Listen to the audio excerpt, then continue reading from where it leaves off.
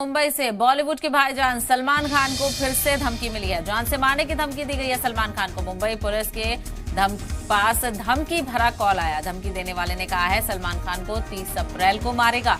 धमकी देने वाले ने खुद को रॉकी भाई बताया है। धमकी देने वाला जोधपुर का गौरक्षक है। मुंबई पुलिस इस मामले की जांच कर रही है। तो लगातार सलमान खान को धमकियों भरे कॉल और मेल्स का सामना करना पड़ रहा है। हालांकि इसी मामले को देखते हुए सिक्योरिटी में भी इजाफा किया गया था सलमान खान के, और सलमान खान ने अपनी सुरक्षा के पेश नजर ब्लड प्रूफ गाड़ी को भी अपनी कलेक्शन में ऐड किया था। लेकिन ऐसे में अब एक बार फिर से सलमान खान को धमकी मिली है। सलमान खान को जान से मारने की धमकी दी गई है और इस बार ये कॉल के जरिए से धमकी आई है और धमकी देने वाले ने तारीख भी बताई है कि वो 30 अप्रैल को सलमान खान को मारेगा। तो मुंबई पुलिस के पास ये धमकी भरा कॉल आया था जिसमें धमकी देने वाले ने बताया है कि वो सलमान खान को 30 अप्रैल को मारेगा।